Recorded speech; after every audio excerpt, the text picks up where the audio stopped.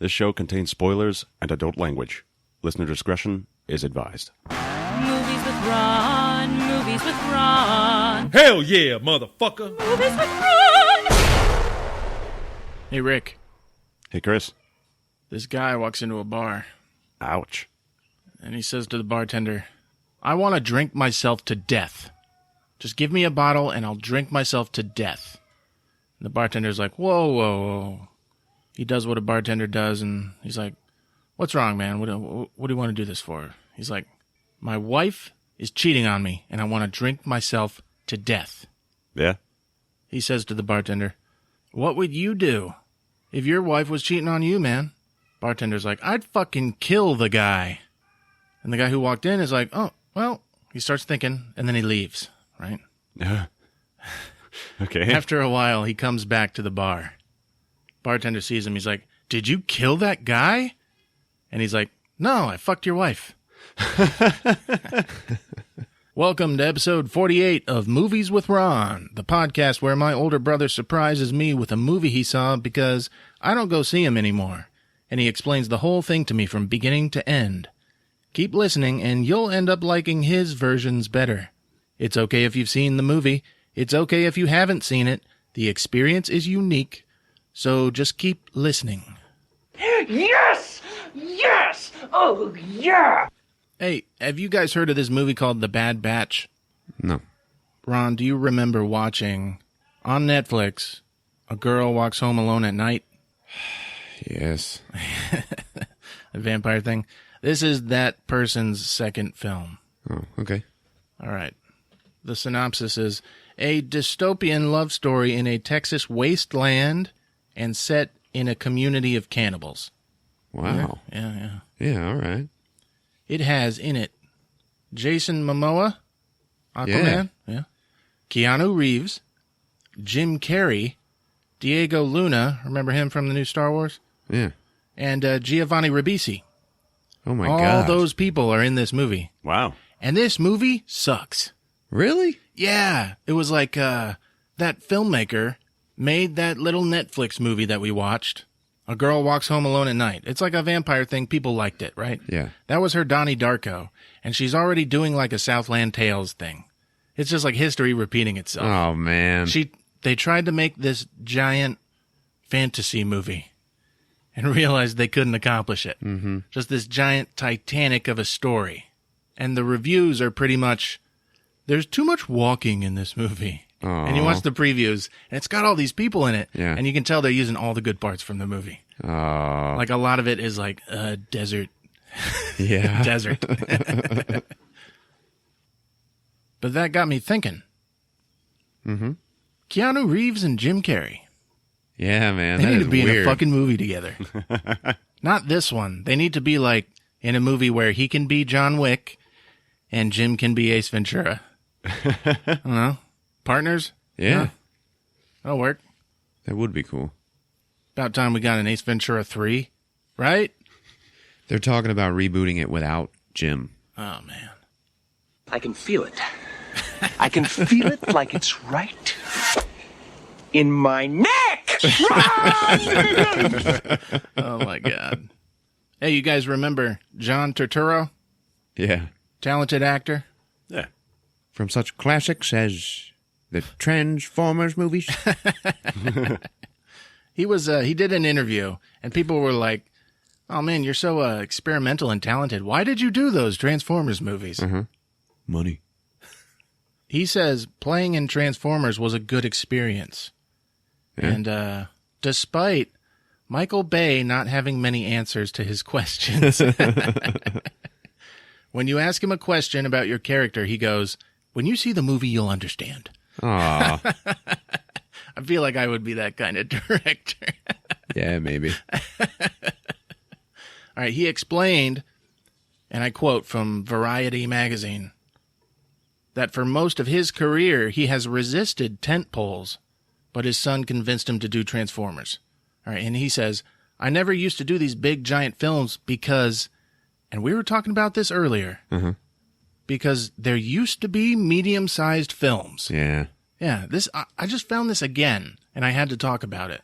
He said, But now there are no medium-sized films. There are small films or giant films. Yeah, man. And then he says, thank God for television. I guess television is the new medium-sized film now. Yeah. I don't know. Yeah, I can see that. It's an epidemic. All right. You guys know Mike Kaysen? I know Mike Kaysen. Of course. He put something on the Facebook. The Movies with Ron Facebook. Yeah. Really? Yeah. We're also on Instagram, Twitter, at Movies with Ron. And hey, if you're on iTunes, leave us a rating and review. But Mike Kaysen posted, and we talked about this in a previous episode, weirdly similar movies that came out at the same time. Yeah. Can you think of any, Rick? Oh, not off the top of my head.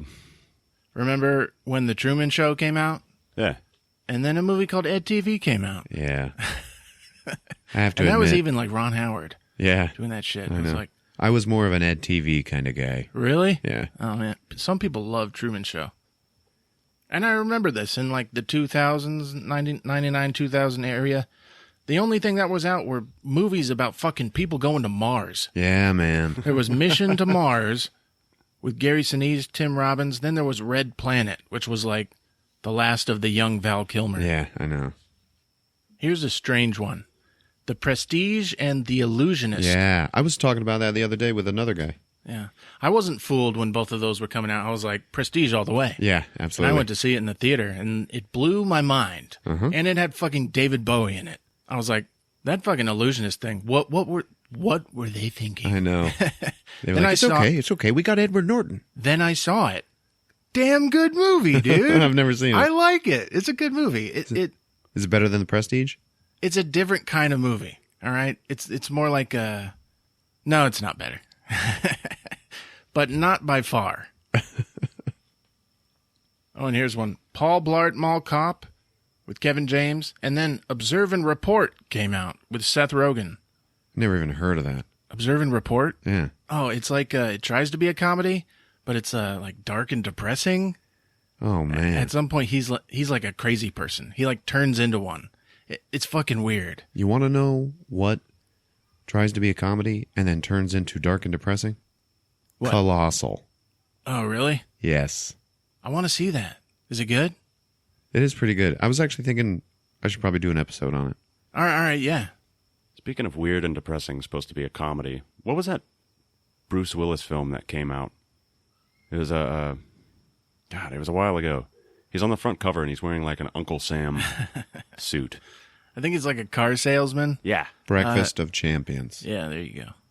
That was That- fucking weird. That movie gets a pass because it's based on a Kurt Vonnegut novel. And that's like one of the more profound directions that Bruce Willis ever went in. Really? Yeah. Yeah, was he trying to get all artsy like Bill Murray? Well, it's Kurt Vonnegut, dude. He's a big deal. I get it. This is a movie podcast, but hey, Kurt Vonnegut. I'm kind of a big deal.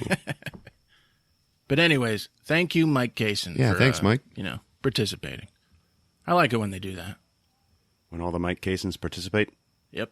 Every one of them. I got a tweet this morning from Alan Rundle, our man in Scotland, at Del Bucko. Excuse me. I'd like to ask you a few questions. And he says, hey guys, here's one for yous. Why don't people in films say goodbye or anything at the end of phone conversations? And I told him I'd bring it up and we'll kick it around. I've seen people talking about that. Yeah? Yeah. I've never noticed it. Really? And I think that's why. It saves time and you don't notice it. Yeah, I think it also has to do with like story flow. Because you can't be like ring ring, hello, I'm going to kill you and all of your family tonight. Okay, I'll see ya. Fine, bye. Yeah.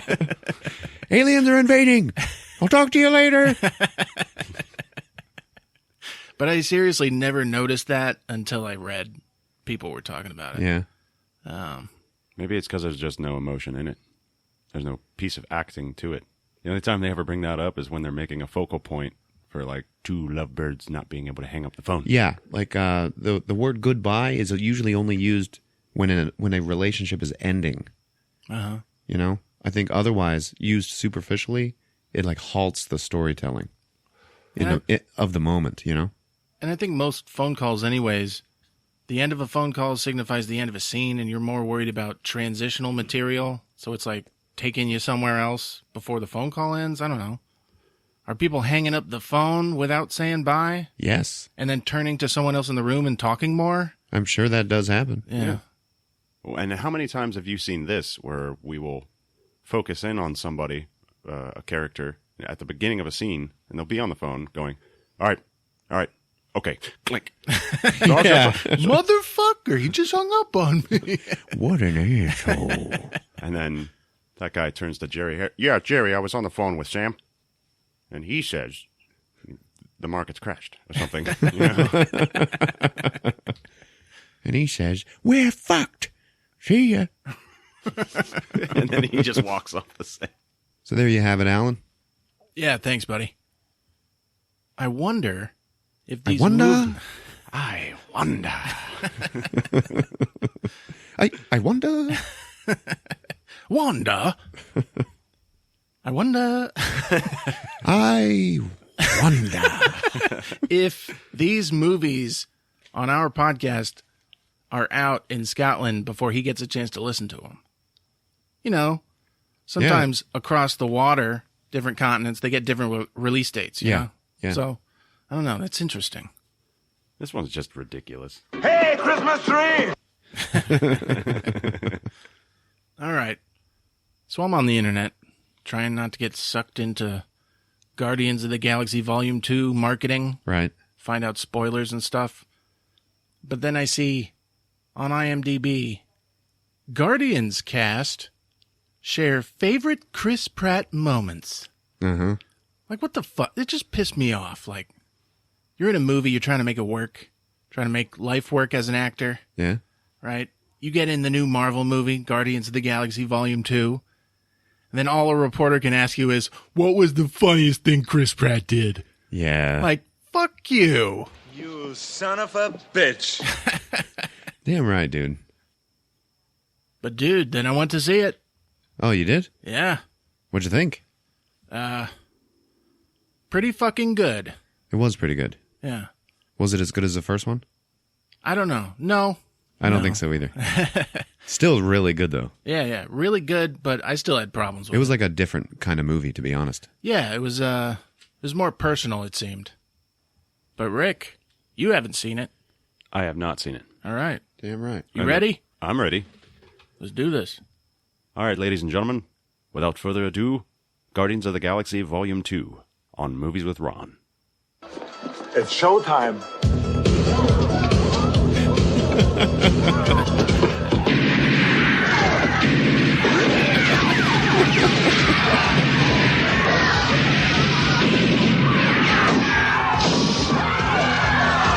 Get the people out! Come on! Get the people out! All right. Oh my God, I love it. All right, Rick, so we begin on a lonely highway. And there's like this old car driving down it. And we learn that we are in Missouri on Earth in 1980. And that song Brandy is playing. You know, oh, Brandy, you're a fine girl. What a good wife you would be. So that's our first taste of the soundtrack for this movie. It's pretty good. And in the car is Peter Quill's mom and a young 1980 Kurt Russell. Yeah. With his long brown locks. You mostly see the locks. They're Yeah. kind of hiding his face. He's like wearing sunglasses too. And I was like, did they like hire a lookalike? But I found out later they did not. It's all makeup and then computer tweakage. Oh, yeah. Lots of computer tweakage for Yeah. young Kurt Russell. And they're in love and, you know, singing along to the radio. And he's like, yeah, come on, baby. I got to show you something. Takes her out behind the Dairy Queen. And he takes her out into the woods and he shows her this weird alien flower that he has planted there. And he's like, yeah, I wasn't sure if it would take in this soil, but yeah, look, it's doing really good. And she's like, oh, wow, that's so wonderful. You know, I'm so glad I fell in love with a spaceman. And he's like, yeah, and you know what, baby? Pretty soon, these things, they're going to be all across the universe. They're going to be everywhere. And I was like, so he's like some sort of space horticulturist. Like, this is his plan. Yeah. This is how I'm going to make my name, baby. And then it goes, 34 years later. All right, so now we're on this planet out in the cosmos called the Sovereign. And we have the Guardians up on top of this weird tower that's covered in all of these bright batteries that are all lit up. And then we just see Peter Quill, and he's like, all right, showtime, a-holes. Mm-hmm. So they're all standing up on this tower, getting ready for this monster that shows up like every night to come and eat these batteries. And it's some interdimensional monster. And these this race of people called the Sovereigns have hired the Guardians to kill it. Mm-hmm. The batteries are really valuable. Yeah, they're like super valuable. And they're all wearing these weird little jetpack things. Only Drax is not wearing his. And Gamora's like, Drax, why are you not wearing one of Rocket's arrow rigs? Come on, man, we need these to help fight this monster. And he goes, I can't, it hurts me. And she's like, why? And he's like, I have very sensitive nipples. And then Rocket's like fucking laughing. Rocket is busy hooking up a stereo system right out there on the little battlefield that they're all going to be fighting on in a minute. And they're like, what are you doing, man? Yeah. And he's like, so we can listen to sweet tunes while we're killing this thing. They really shove the music down your throat. Yeah. Putting it in the movie. Then we get our first sighting of the unbelievably cute Baby Groot. And he's like chasing those little rat lizards that Quill was kicking in the beginning of the first movie. Oh, yeah. He's like less than a foot tall. Oh, yeah. He's very short. So he comes in chasing those things, and then he looks up at Rocket, and he's like, I am Groot. And Rocket's like, they were not looking at you funny. Anyway, then this monster attacks, okay? And it starts flying down out of the sky, and it's like a big blubbery octopus monster. And everybody just... It's showtime. They all just start fighting it. Yeah. And it gets all crazy and chaotic, but that all happens in the background. And in the foreground, we just have Baby Groot over at the stereo, like, picking up a couple of wires and cables. And he, like, plugs them in, and then the music starts playing. And he's like, yeah, all right. And he just starts, like, dancing a little bit. And then he starts, like, going crazy. And he is dancing up a storm while this huge battle is going on around him. Yeah. And the camera just follows him, and he ends up chasing another lizard, and he's, jumping around, having fun. And then he strikes a pose with his leg up in the air, and then we see Guardians of the Galaxy Volume 2. Mm-hmm. Now, while everybody's fighting this monster, Quill, he ends up getting thrown over right near to Baby Groot, and he looks at him and he goes, Groot, get out of here, man. You're going to get hurt. And then he like gets grabbed by a tentacle and pulled away or something. And Groot does not care, and he's just still dancing. Dun, dun, dun, dun, dun, dun. Drax gets thrown over to him, and he turns to look at Baby Groot, who then freezes. Just like that scene at the end of the first one where he's like, not letting him see him move. Yeah. And Gamora, she's standing there, and she's like, Groot, you need to get out of the way, okay? I think it was her who said that. You're going to get hurt. And then he just like waves at her, and she just goes, hi, and then just runs off and keeps shooting this monster. And then he sees this fly, okay, and he starts chasing after it. He finally catches it and just shoves it into his mouth and eats it. Right then, Rocket runs up next to him, and he like smacks him, and he's like, no, spit it out. And he takes it away from him, and Groot, like, Baby Groot's all like dejected. So they're all just flying around fighting this monster. And then Drax gets thrown onto the stereo and breaks it. And Baby Groot's all pissed off, and he runs up to him and starts hitting him. And then Drax is talking to everybody else, and he's like, the skin of this monster is too thick. It's too thick to be cut from the outside. I'm going to have to do it from the inside. And then he like jumps up into the air and gets fucking swallowed by it. Quill and Gamora are talking about that, and Quill's like, the fuck is he doing, man? Gamora's like, yeah, he said it's too thick. He has to go at it from the inside. Well, that doesn't make any sense, because it's the same level of thickness whether you're going from the inside or the outside. She's like, I know. And it turns out that there was a cut on its neck, and that's the angle they're going to go for. And Quill is like, Rocket, get that thing to look up. Once it does, Gamora tries to shoot it. Her gun doesn't work, and then she pulls out her sword, jumps up into the air, and then pierces it through the cut, and then slides all the way down and just completely guts it. It's all this yellow crap. Yeah. At that point, Drax spills out of the inside of the monster, and he stands up and he's like, yeah, yes, I single-handedly brought the beast down. And everybody's just looking at him. And Baby Groot, like, throws something at him and hits him in the head, and he's like, what?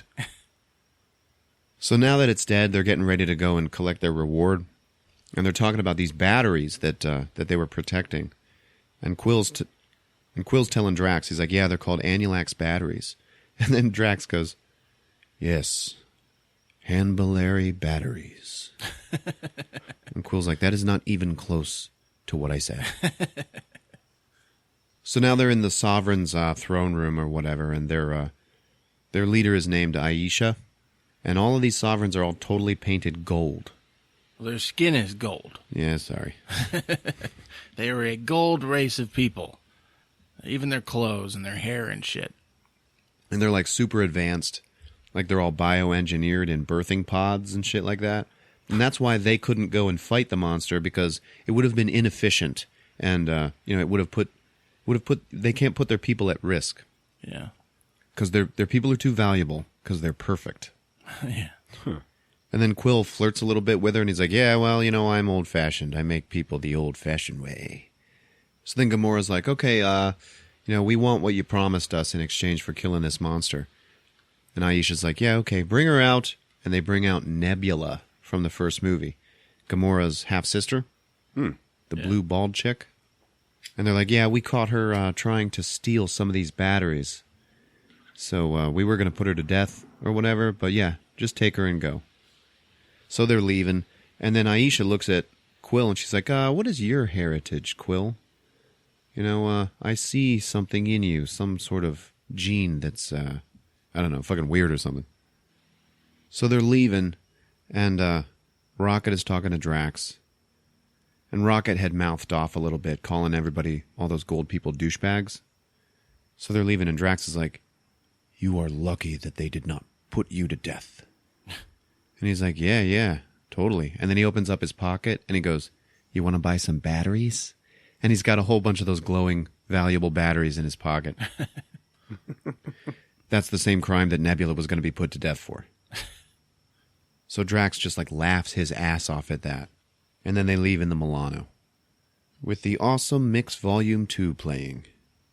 And then Baby Groot is like, he's like stuck to the window. He looks like one of those little suction cup dolls from the 80s. Baby Groot is fucking hypnotic to watch. Like the looks on his face are just always like, he's like totally bewildered at everything he sees. Like he doesn't have any knowledge from his past body. Yeah. So Quill and Gamora are talking, and he's like, yeah, I can't believe she was talking about my dad like that, or my heritage. And Gamora's like, yeah, I know you're sensitive about that. He's like, no, yeah, well, I don't know. Hey, sorry if I was flirting, about making people the old-fashioned way. I could tell that bothered you. And she's like, it doesn't bother me at all. He's like, yeah, well, I'm still sorry. Because he's all stuck in the friend zone. So she leaves, and then Drax has a conversation with him where he's like, some people dance, and some people don't. Okay? You dance, Gamora does not. You just need to find someone else that's pathetic like you. And Quill's like, yeah, great. That's great. Thanks, man. And he's like, my wife, when I saw her for the first time, we were at a big celebration and everybody was dancing, except for her. She didn't move a muscle. The most melodic song can be playing, and she would not move. You might even question whether she is dead or not. And Quill's like, oh yeah, that sounds real hot, man. Drax goes, yes, it made my nether regions engorge. And Quill's like, Jesus. So Gamora is, she's like putting Nebula away, like handcuffing her to some stand or something. And then Nebula looks down and sees these weird fruits in a bowl. She's like, I'm starving. Give me some of that blah, blah, blah fruit. And Gamora's like, no, it's not ripe yet. And I hate you. So she's just telling her, I'm just going to take you back to Xandar and get the bounty on your head. And right then, behind the ship, a giant fleet of sovereign ships is now coming after the Milano. Yeah. Oh, jeez. And everybody's like, well, why? You know, why? What's going on here? And then Drax just goes, Rocket stole some batteries. And they're all like, what the hell, man? And he's like, what? Come on, they were really easy to steal. Like, that's your reasoning? That's why? Then we see Aisha in her control room, and she's like, yeah, you know what? They stole from us after we hired them. So that's a total embarrassment. Kill them. So then they have this giant firefight, and they have to fly into this asteroid field that's like really scary looking in order to get away from them. And Drax is like, oh, wow, look at that. You would have to be the best pilot in the universe to be able to survive that. Now, up in the two pilots' chairs are Quill and Rocket, and they both at the same time say, well, I am. And then they start fighting for control of the ship. Oh, gee. All these sovereign ships, they're all remotely operated. Yeah. And it cuts back and forth to the piloting room with all the gold pilots sitting in chairs controlling it. It just looks like a big video game arcade. Yeah. I think they even put in some sound effects recorded in arcades. Yeah. Seeing all these gold people, it's a trip. Yeah, it is weird.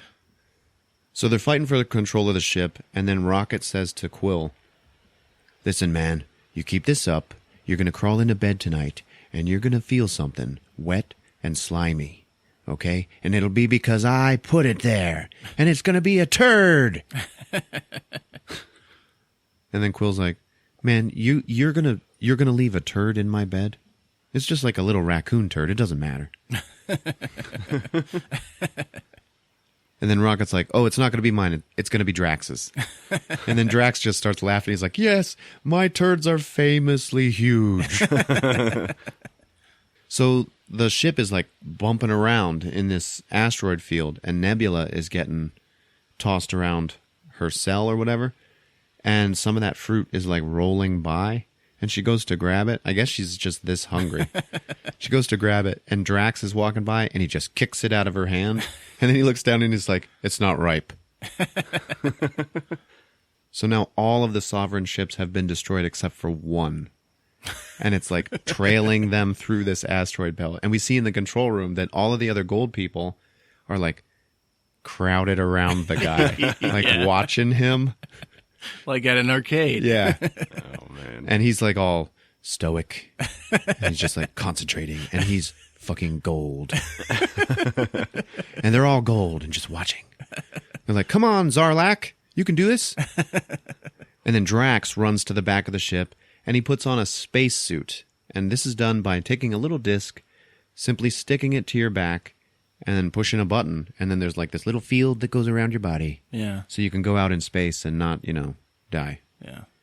He does that, and then he clicks a tether onto his belt and just jumps out the back of the ship with a gun in his hand. And the last gold pilot who's chasing them, like, sees that, and it, like, freaks him out a little bit. And then Drax just yells out, die, spaceship! And just shoots it, and his ship gets destroyed.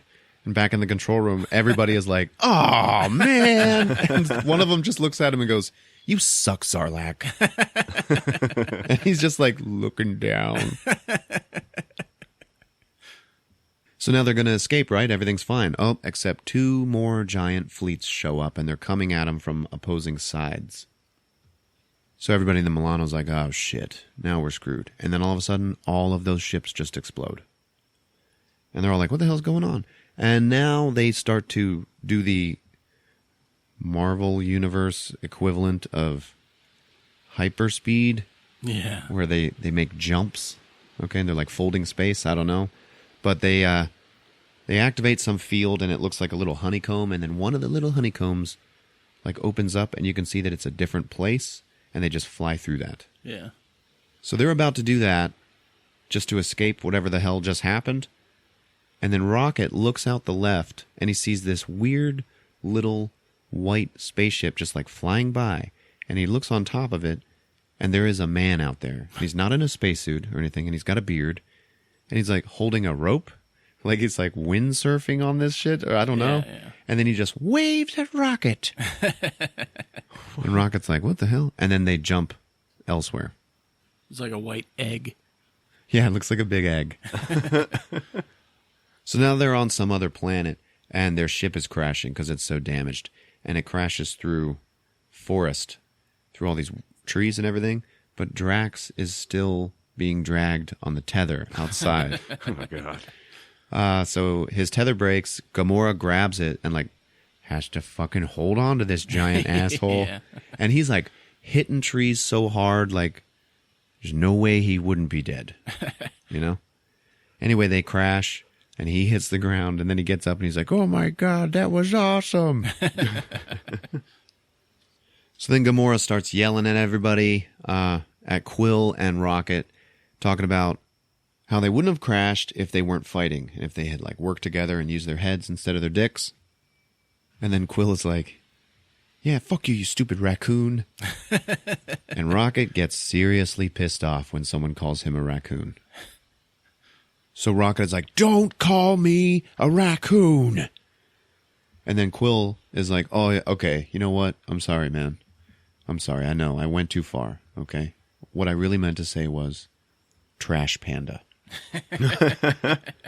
And Rocket's just like, yeah, okay. And he looks at everybody else and he's like, is that better? Oh. Everybody looks at Quill and he says, you guys, it's not better. It's like way worse. It's like so much worse.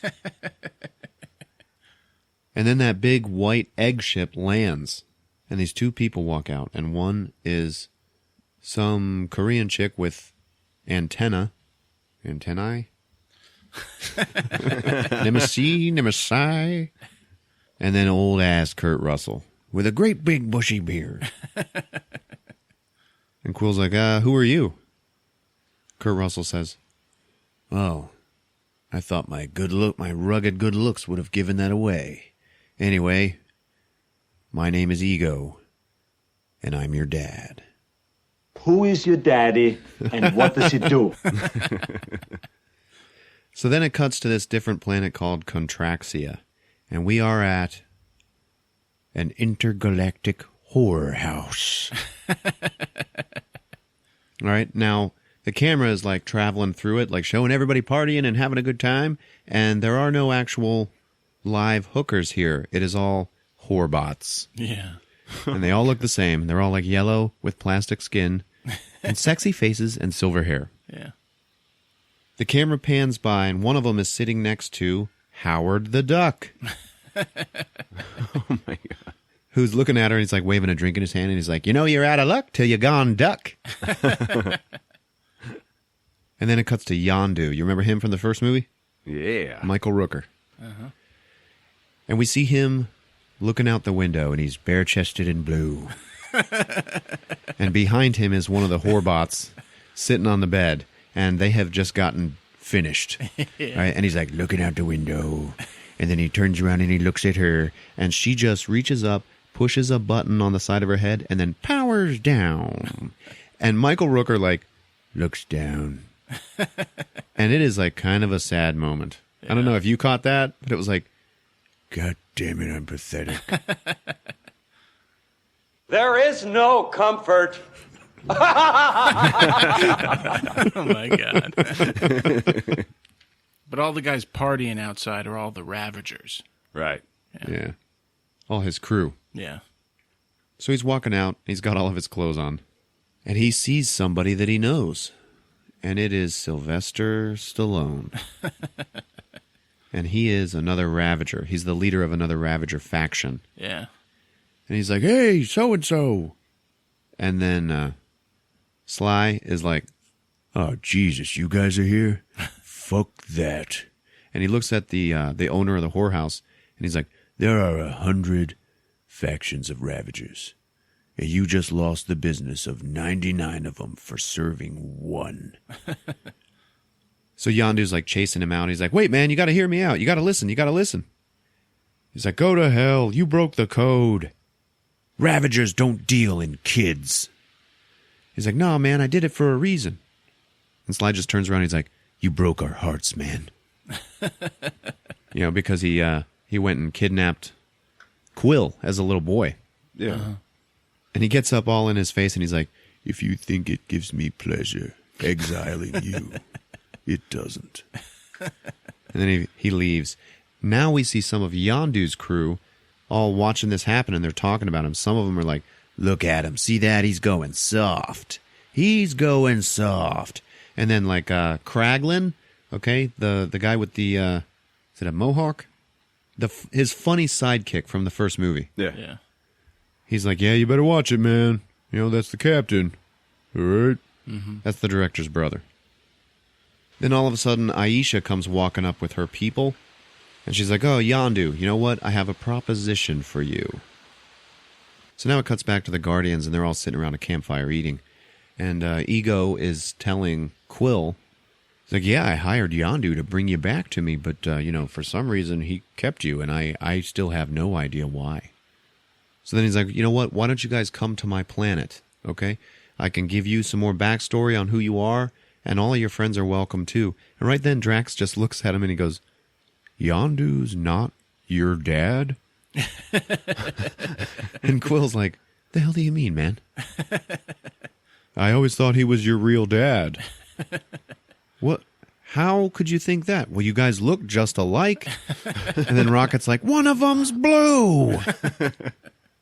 Okay, so Mantis, the chick with the antennas, she's sitting next to Drax and she looks down at Rocket. And then she looks back at Drax and says, may I please pet your puppy? And Drax is just like looking, and then he just nods yes at her.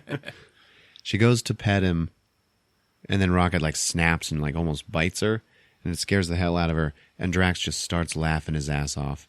And he's like, that is what is called a practical joke. And she's laughing, and she's like, yeah, it's really funny. And he's like, I just made that up. So Quill and Gamora are talking. She's like, yeah, you remember that story you told me about, the magic man with the magic boat? And he's like, what the hell are you talking about? It's like, yeah, so-and-so Hasselhoff? Oh, David Hasselhoff. Yeah, it was a talking car, not a magic boat. And she's like, yeah, you know how you told me that you would carry his picture around in your wallet and tell people that he was your dad. And that he was always off filming for his show, and that's why your dad was never around.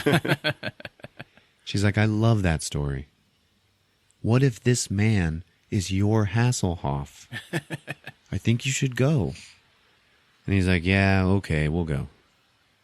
So Rocket, Baby Groot, and Nebula are going to stay behind so Rocket can fix the ship, which is like broken in half. Oh, yeah.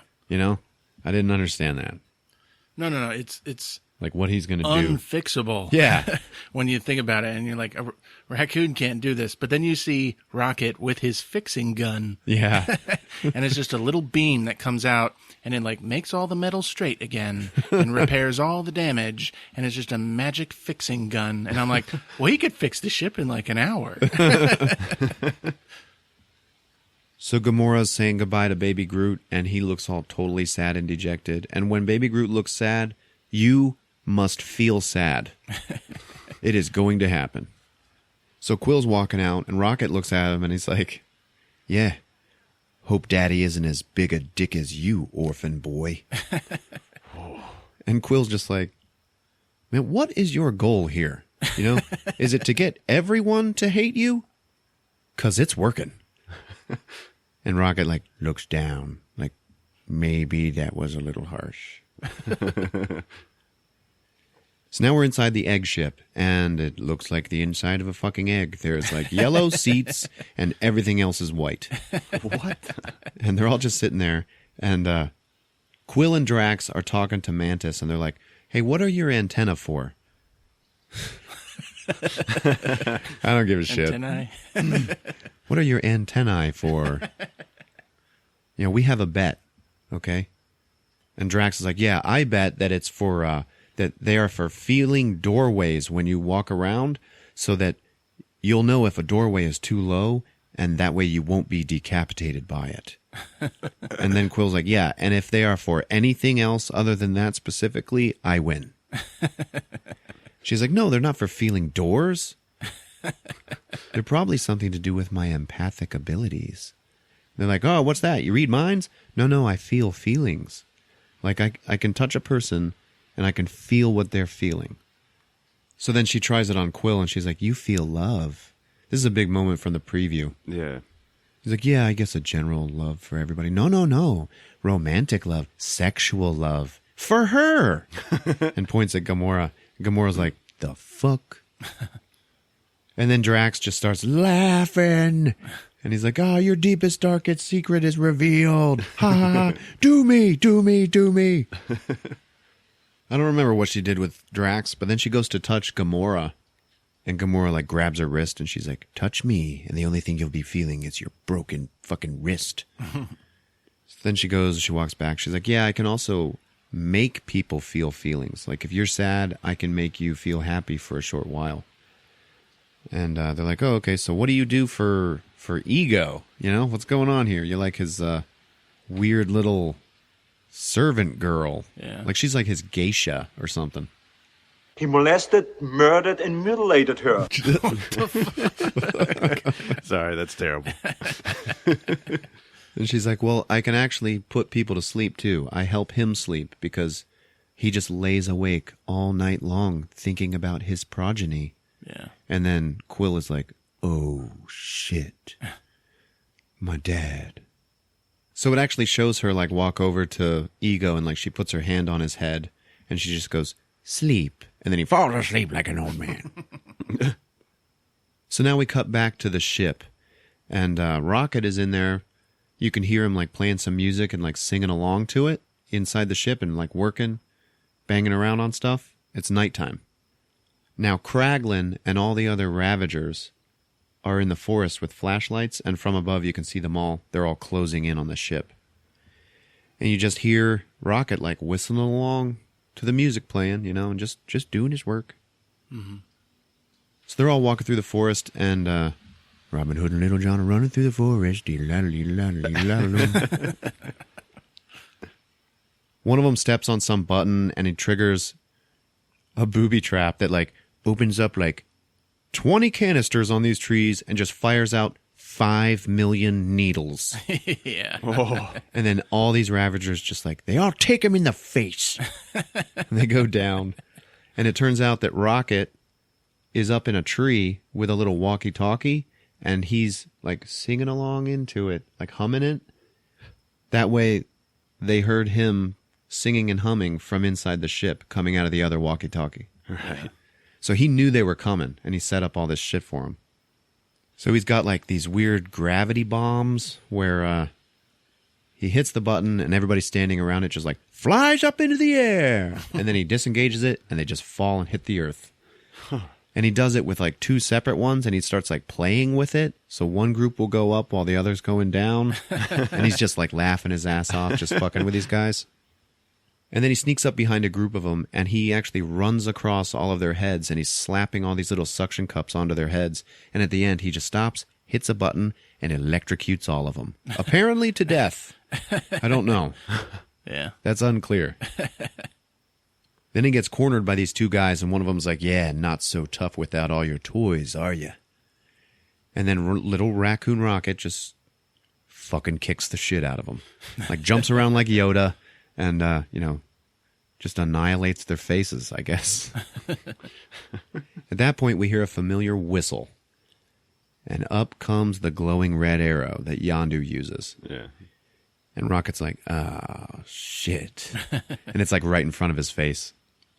Yondu walks in, he's like, yeah, got a pretty good little gig here from that gold lady. Inside the ship, Nebula and Baby Groot can hear what's going on outside, and Nebula's talking to Baby Groot like, hey, you need to let me out, okay? Your little friend is going to get killed by all those fuckers, and I can help. You should let me out. And Baby Groot is just like, he knows it's the wrong thing to do. Yeah. And his little, like, lower lip is, like, quivering. He's got these big brown eyes. He's fucking adorable. So then Yondu, he's got Rocket, all of his men are around him. He's like, yeah, you got those batteries and everything. They want to kill you for stealing those. But, don't worry. We're not going to turn you in. He's like, what? Really? He's like, yeah, we'll take those batteries. They're worth about $250,000 or something. And then all the other Ravagers are like, what the fuck, man? $250,000 is only like a third of a mil. And then another guy's like, a quarter is 25. Okay? And you cannot even buy a pair of boots with 25 units. And they're all so stupid. Yondu's like, man, we are not going to take part in helping to kill the Guardians of the Galaxy. You kidding me? Yeah. Right then, Yondu's right-hand man, Kraglin, speaks up and he's like, I gotta say something, sir. This ain't right. It just seems like every time Peter Quill is in trouble, you take up for him. You help him. And it's almost like the rest of us don't matter. Okay? And then there's this big ugly fucker and he's like, yeah, you know what? Maybe it's time for a change in management. And he's walking up to Yondu like he's gonna, kick his ass or something. And then Yondu starts to whistle to bring up the arrow and then gets shot in the fucking head from behind. Yeah. Jeez. His mohawk just fucking blows off of his head and then he falls forward. Behind him standing is Nebula, pointing the gun. And she just goes, hello, boys. Lowers her gun and then lifts up a piece of that fruit she's been wanting, takes a huge bite out of it, chews it up a little bit, and then spits it all out. And then she looks at everybody and she's like, it's not ripe.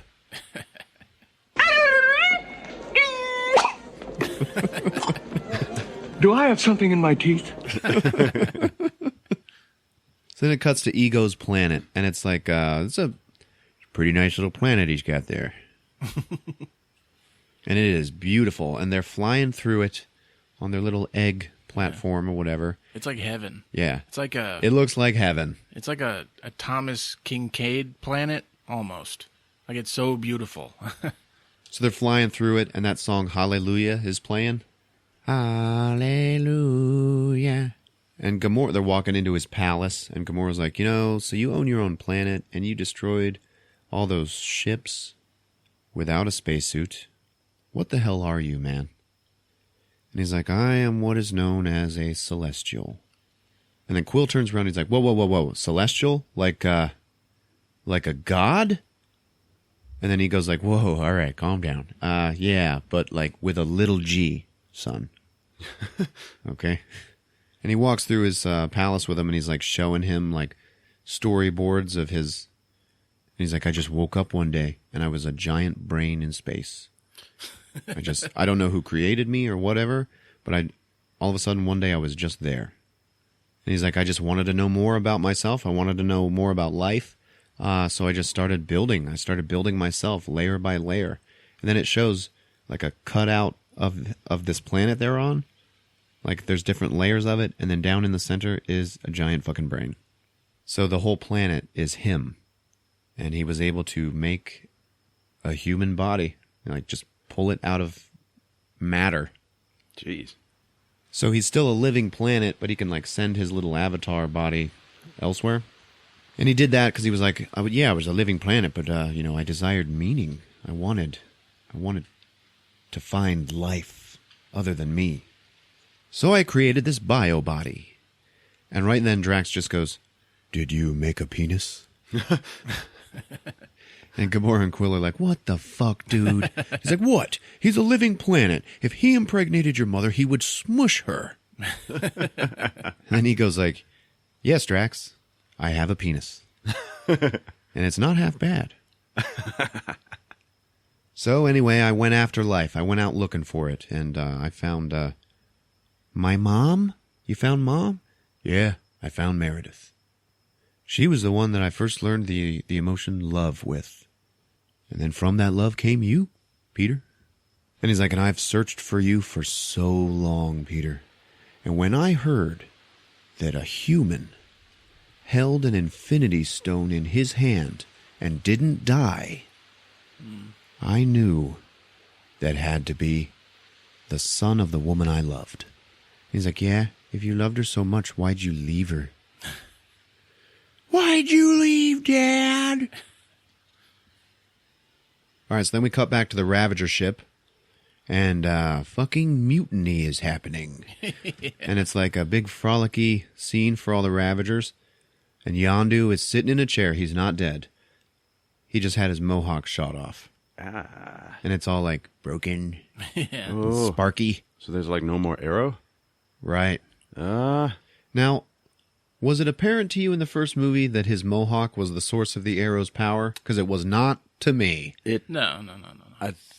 That's a new thing with this movie. Yeah. I had something in mind. Like, when the arrow would come out, it would glow red, and so would his mohawk. Yeah, but, Yeah.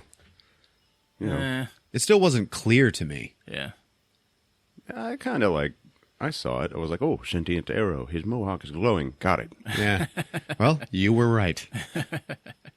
So he's sitting there, and they are dragging all of his buddies past him and putting them in the airlock and then opening it. Yeah.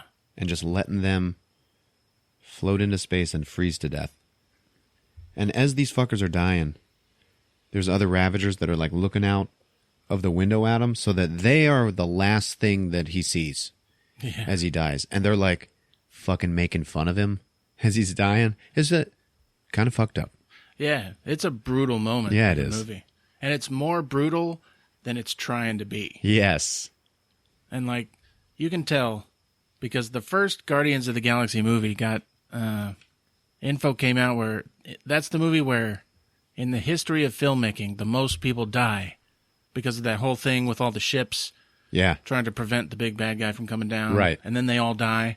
That's a big moment of them. Thousands of people die in the first movie. And you can tell, like, there's the remotely piloted Sovereign ships. Yeah. And Raccoon, to me, was using non-killing, non-lethal weapons in the forest. Okay.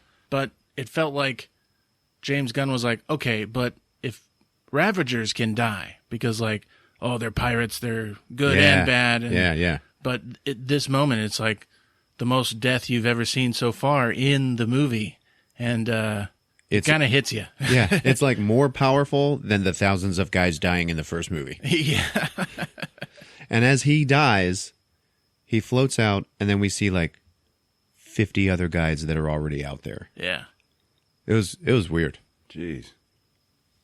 So now that big ugly fucker has decided to take control of the Ravagers. He looks like a Klingon. Yeah, he does look like a Klingon. And he's like, yeah! Oh, man. And now, we will have a new captain, and it's me, and my name, Taserface. And then Rocket, who is there, held hostage as well, just starts fucking laughing his ass off. Taserface turns around and looks at him, and he's like, what? He's like, for real, that is your name, man? Like, that's your name, Taserface? He's like, yeah. Well, why? You know, do you shoot tasers out of your face? He's like, it's metaphorical. And all the other Ravagers are like, yeah, man, yeah. And Rocket goes, okay, for what? And then Taserface is like, because when men hear that name, it strikes fear into their hearts. And all the other Ravagers are like, yeah, you know, I guess.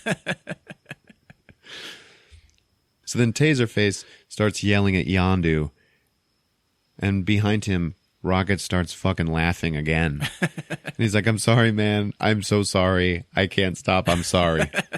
I keep thinking about, you know, how you wake up in the morning and you're like, I want a really tough, scary name.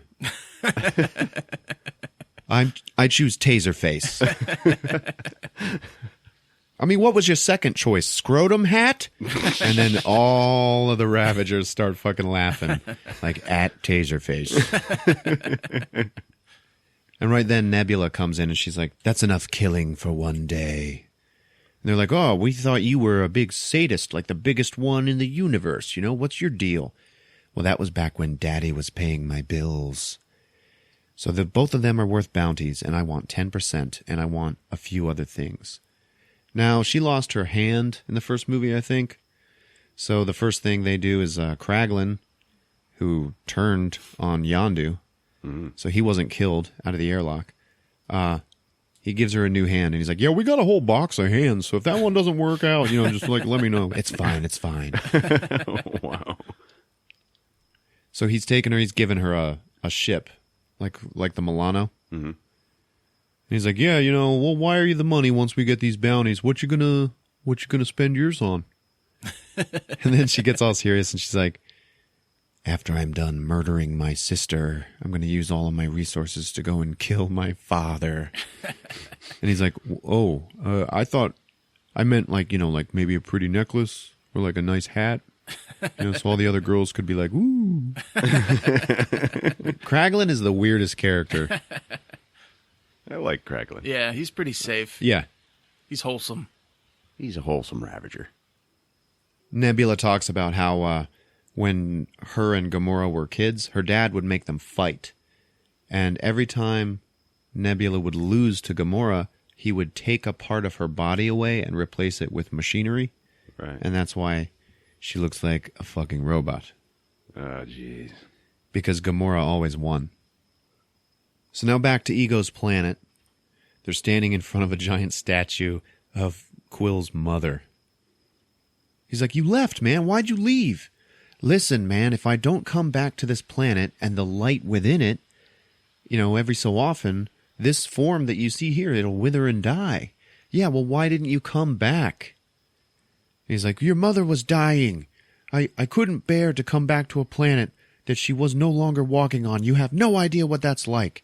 And he's like, yes, I fucking do. I had to watch her fucking die.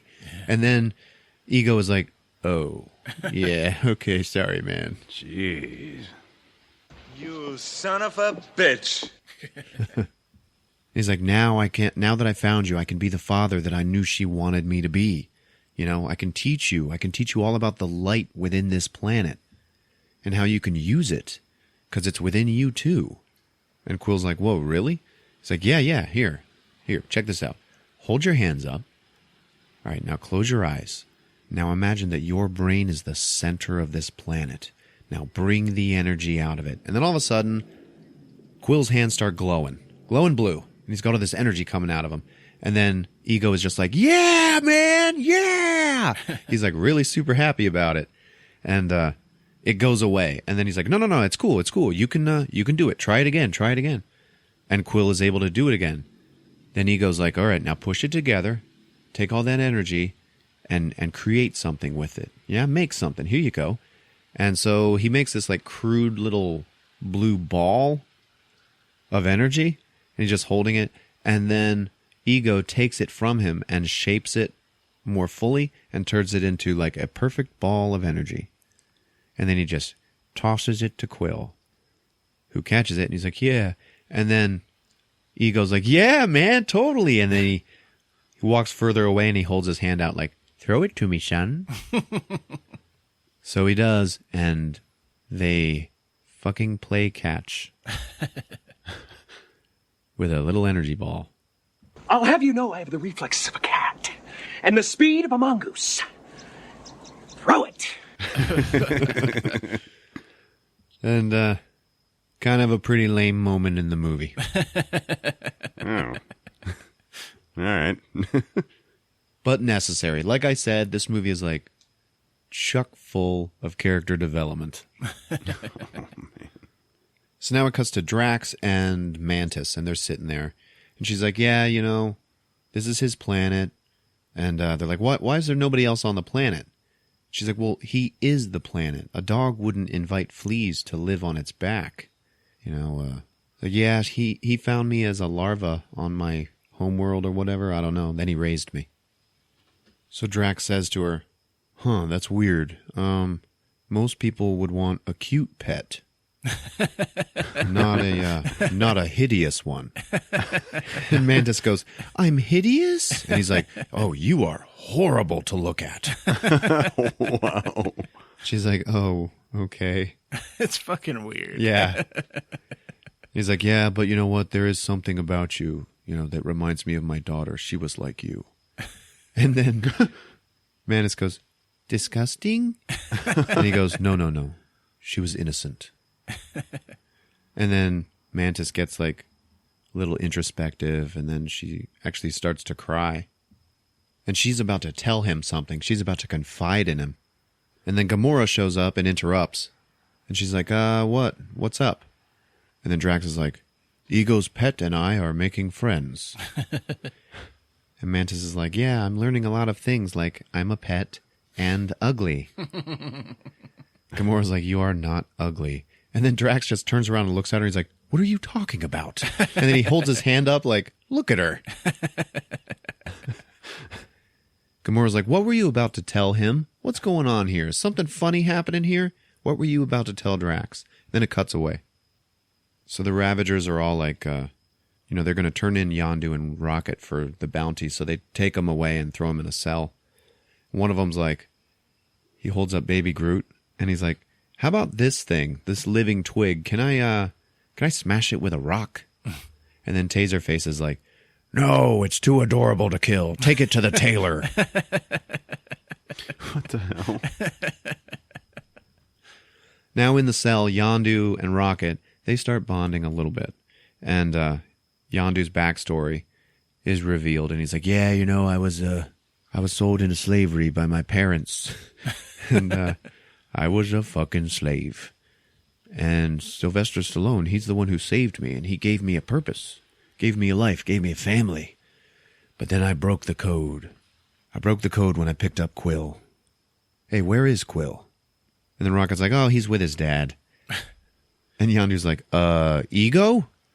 Yeah. So Yondu is like, we got to get out of here, man, but it's cool, I got a plan. And Baby Groot is being taunted by all the Ravagers, and they're like pouring liquor all over him and yelling, mascot, mascot. And he's like totally embarrassed and shitted on. They make him put on a Ravager outfit. Yeah, he's wearing a tiny little Ravager uniform. So he's walking by the cell, and Yondu's like, hey, Twig. You want to help us get out of here? And he's like, mm-hmm. Aww. So then Yondu's like, okay. In the captain's quarters, there is a drawer. Inside that drawer is my new prototype fin. Okay, you bring that back to me, we can get the hell out of here. Baby Groot's like, I am Groot. He doesn't say anything else. So he runs off, and he comes back with a pair of tighty whities. And Yondu's like, no, okay, those are my underwears.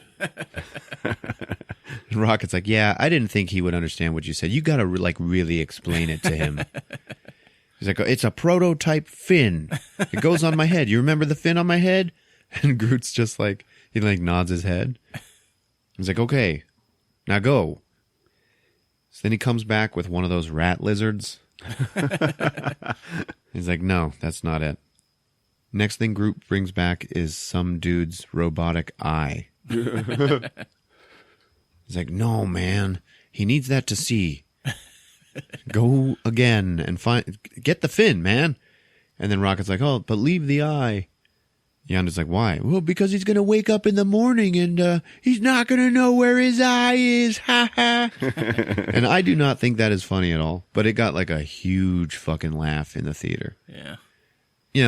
From the first one where he's like, yeah. I want his leg or whatever. Mm-hmm. Who gives a shit? Yeah, I didn't think that was funny either. Yeah. Anyway, he brings back other stuff. He drags back a whole desk. And Yondu's like, that is a desk. They really take this sequence on for a long time. Yeah. And then Rocket is like, no, I told you. And he holds up his hand. He's like, it's only this big, man. Come on, man. Seriously. Then Groot comes back and just holds up a severed human toe. It's all bloody on one end. And Yondu and Rocket are just staring at it. And Rocket goes, please tell me that you have a refrigerator on this ship that's just full of human toes. Yondu's just like, no. Oh my God. Then let's just agree to never speak of this again. Anyway, Baby Groot goes back, finds the drawer. He opens the drawer, and then he sees the fin inside of it, but there's a whole bunch of other crap in there. He reaches his hands down, and then he pulls up a tin of candy, and he's holding it up in the air. Yeah, I got it. And then behind him, Kraglin just goes, "That's not it, man." And then Kraglin actually takes the fin and gives it to Yondu, and he's like, I'm sorry, I didn't mean to mutiny. Yeah. Oh. And Yondu just looks at him, he's like, "Get the third quadrant ready to go." So Kraglin runs off to do that. And Rocket's like, "Oh, one more thing. Do you have any clones of any of Quill's old music on this ship?" Kraglin's like, "Yeah." And then it cuts to probably the coolest sequence in this whole movie. Yeah. We got Baby Groot, Rocket, and Yondu walk in slow motion down a hallway. Yondu's got his new fin on, and it's like bigger and taller. So they start playing some of Quill's old music, and everybody on the ship like starts freaking out because they can hear the music, and Yondu just starts whistling. And he just kills with impunity. He just sends that thing all around the ship and kills everybody he can with it. Yeah. It's going from room to room. Lots of Ravagers die. Oh, yeah. So many Ravagers die. Like, so quickly. Like, you can see, like, Rocket sometimes has to kill a guy. Yeah. Because, they need him to participate in the battle. But it's pretty much the Arrow killing everybody. Yeah. It'll, like, the whole scene will be slow motion. Everybody's, like, moving really slow. And the Arrow is going at, like, normal speed. Because it's so fucking fast. So they're walking through. He's killing everybody with the Arrow. He's got Baby Groot just, like, sitting on his shoulder watching all the death. Baby Groot ends up participating, and he kills a dude. Grabs him with his little, his little branches and throws him off of a catwalk. Yeah. But he's, like, yelling like a kid. Rawr! At one point, Yondu walks up to a bay of camera monitors where you can see all the different rooms in the ship, and then he just starts whistling, and he's just watching the Arrow on the camera monitors travel throughout the ship and kill everybody. It's really cool. After that, he sends it into a room, and the Arrow just, like, flies through all of the light bulbs in the ceiling and totally blacks out the room, and then just flicks around the room like a string of red death and just kills everybody in the dark. Yeah. Damn. Rocket kills some people too. He and Yondu just start fucking laughing their asses off while they're killing all these people. It's such a great moment. Finally, the last one alive is Taserface. And Yondu sends the arrow at him, and then he, like, whistles a different pitch, and the arrow sets itself on fire. Taserface jumps out of the way, doesn't get hit by it, and he starts laughing. Then he turns around and sees that, he wasn't trying to hit him. He sent it into the fuel tanks for the ship. So that starts blowing up. And Rocket is like, "Man, you are a maniac. This whole ship's going to go up. We got to get the hell out of here." So then they go and they get on the third quadrant. And then it's like an escape pod, and they get off. Yeah. But not before Taserface, who's all burned up, he makes like a video phone call to that gold lady who hired Yondu to go find him. The Sovereign. And he's like, "I'm sending you the coordinates to Yondu's ship, and I just want you to do one thing for me before I die. When he is put to death, I want you to tell him the name of the man responsible. Taserface." And then she, on the phone, just starts fucking laughing. So to escape, they're going to do some more hyperspace jumps, all right? Somebody's like, "Yeah, where do you want to go?" And Rocket's like, "Ego's planet." And then he hits the button. And Yondu is like, "Dude, what the fuck?" Because doing these space jumps is, like, dangerous. And he yelled out something about, like, 50 jumps or whatever. I didn't really quite catch it. But he's like, we're about to do 700. Yeah. And Rocket's like, "Well, yeah." Then they start jumping through all this space. Like, they're traveling across the universe super quick just by, like, traveling in and out of different areas of space. And it's happening so fast that all of their faces start to, like, distort. Yeah. And they're like, "Yeah." It's really weird looking. What the Yondu's mouth gets really big. Yeah. And he looks like a Meeseeks. I'm Mr. Meeseeks. Cuts back to Quill and Gamora, and they're talking a little bit. Quill wants to fuck her. It's not going to happen. So they start having a fight. She's like, "I don't trust anybody here. What's going on here?" And he's like, "You are the one who told me to come here." He's like, I finally found my family. And she goes, I thought you already had. And then leaves, and he's like, shit. Now Gamora is alone, like off on some field or whatever. And all of a sudden, out of the sky comes down a ship, and it is attacking her, and it's Nebula. And she is like fucking shooting at her. It's going crazy. Gamora's got to run. She hides in a cave, and then Nebula just flies the ship into the cave, rips the wings off, and just crashes it, just trying to kill Gamora. So it's all burning, and she can't get out of the cockpit. Gamora ends up saving her, and then they fight a little bit more. Then the ship blows up, and it's fucking hilarious when they fly away from it. So they're getting up from that explosion, and Nebula does that creepy bone thing where all of her bones are going back into place. Yeah. And she's like, oh yeah, you know, screw you. I want you dead. I want to kill you. You always had to win. You always had to win, bitch. You were always concerned with winning, and I just wanted a sister. And then Gamora's like, oh shit. So they fight a little bit more, and Nebula's like, you know, Thanos pulled my fucking eye out of my skull, okay? Pulled my brain out of my head, my arm off of my body, all because of you. Cuts away to Quill listening to the song Brandy on his Walkman. Ego shows up and he knows the song, and he's like, oh yeah, that's probably the best song from Earth ever. And you know, you and I, Quill, we're the sailors in that song, you know?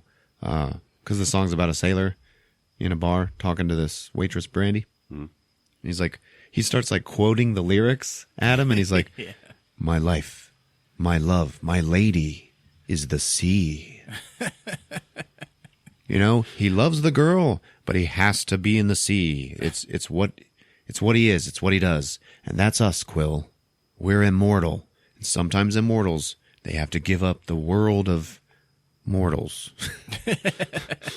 Earthly pleasures.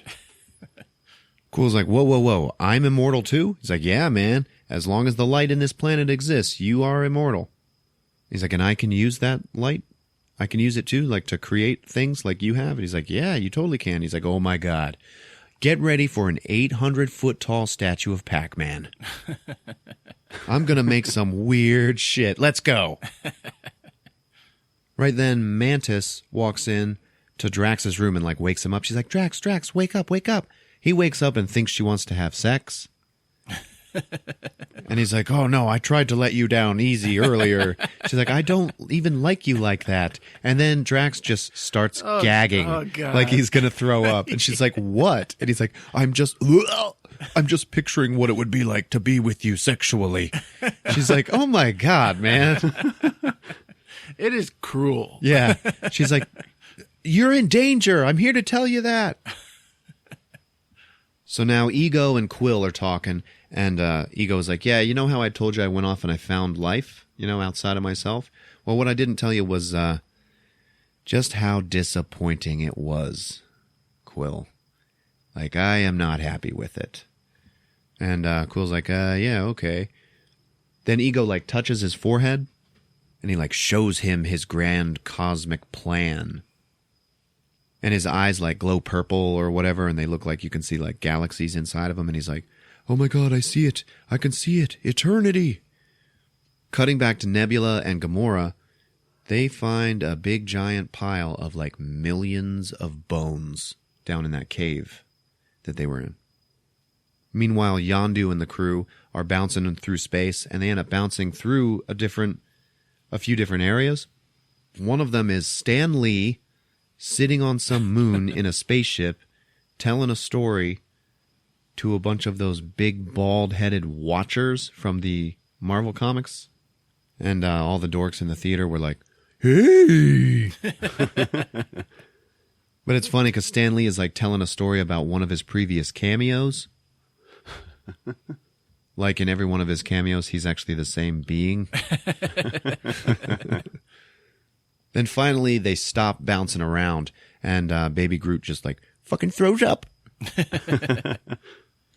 Yondu and Raccoon, they start fighting.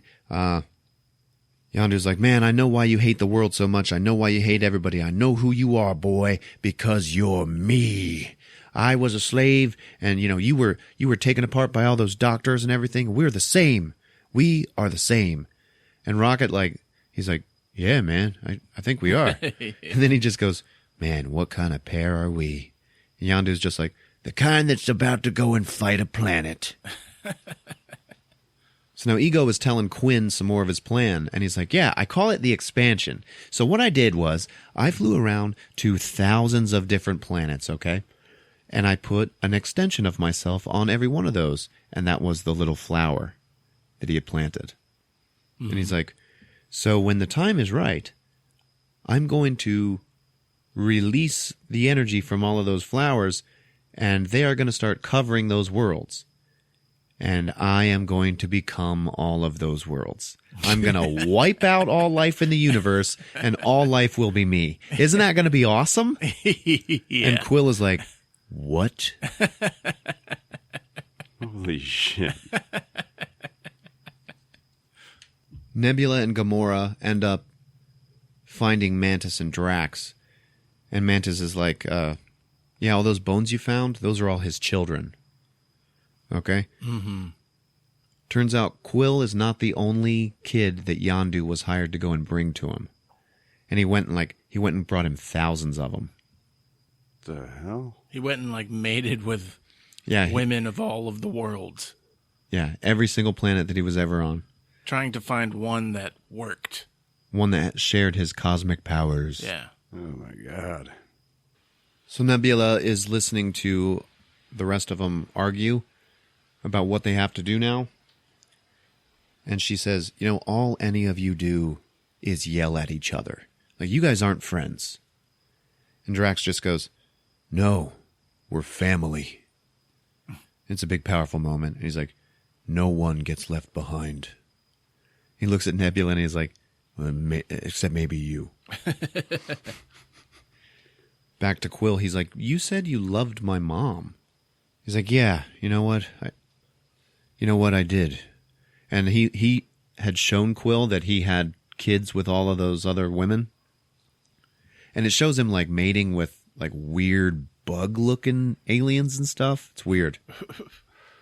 He's like, I did love your mom, and I'll tell you what, it just broke my heart to put that tumor in her head. Oh. Yeah. Yeah. And this is a theory that I had since the very first movie. I was like, yeah, she probably caught cancer from this alien she was with. So I was in the theater nodding my head. Uh-huh. So Quill's like, what the fuck? Ego turns around, he's like, now, I know how that sounds. I know that sounds bad. And then immediately Quill just blows his ass away over and over with his two guns.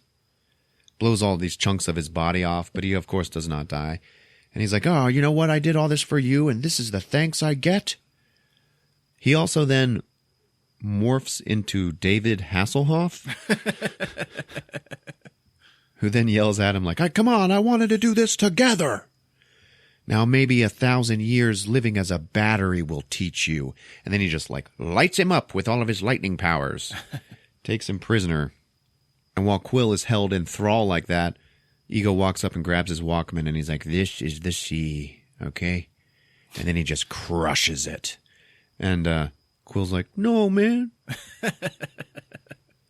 So as soon as he lit Quill up and used his energy to power his plan, all of those flowers across the cosmos just started spewing big blue blobs out of them that were going to cover the whole planets. Yeah. And they just keep growing and growing and expanding. And they're just killing everything that's running away from them. Everybody's running and everybody's dying.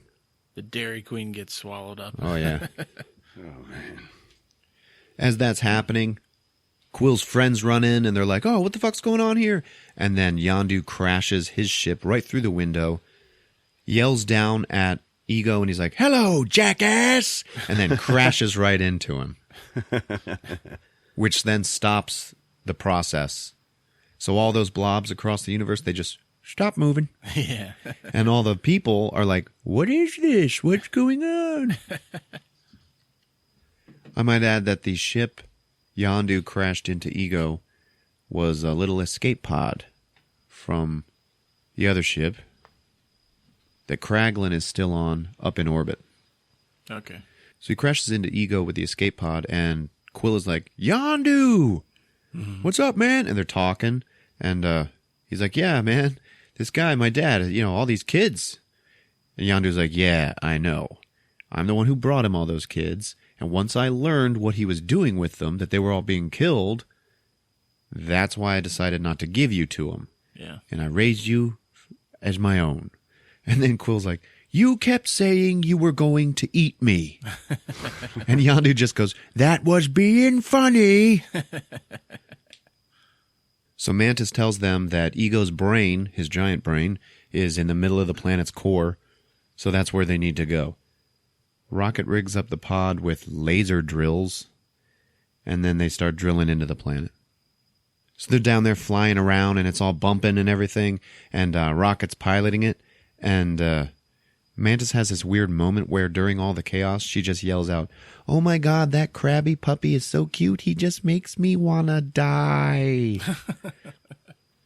Meanwhile, back in orbit, Kraglin sees a whole bunch of Sovereign ships arrive, following the coordinates that Taserface gave her. Yeah.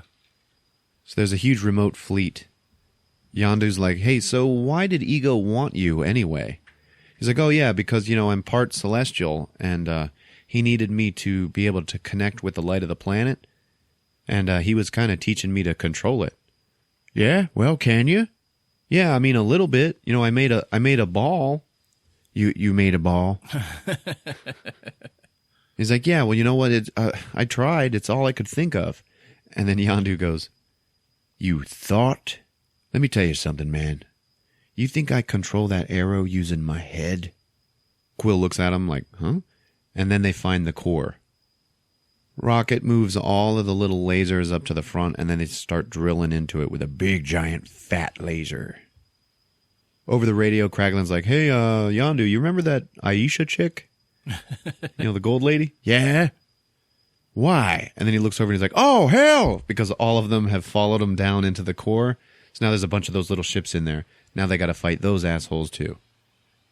So now there's a whole firefight going on while Rocket and Quill and Baby Groot are talking. And Rocket has made a bomb with a little 5-minute timer on it. He's like, yeah, we can just put this in the core and then we'll blow up his brain. It'll be fine. Meanwhile, Drax, Gamora, and Mantis, I keep wanting to call her Martini for some reason. It's like every time I say Mantis, I pause to figure that out.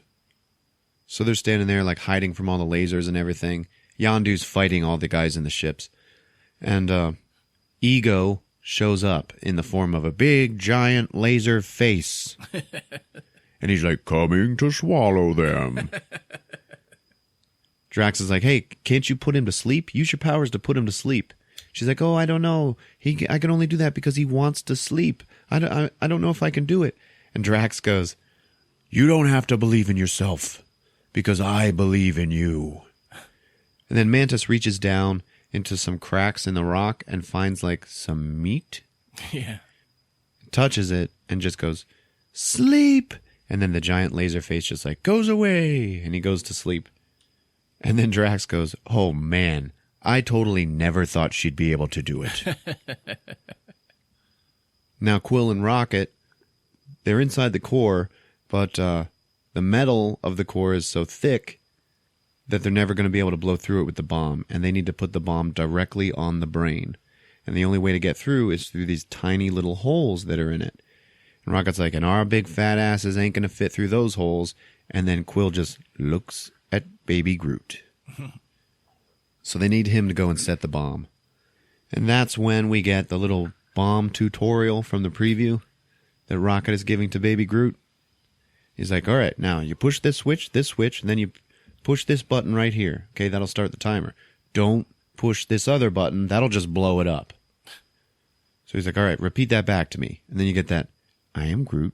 Uh-huh. I am Groot. Yeah, that's right.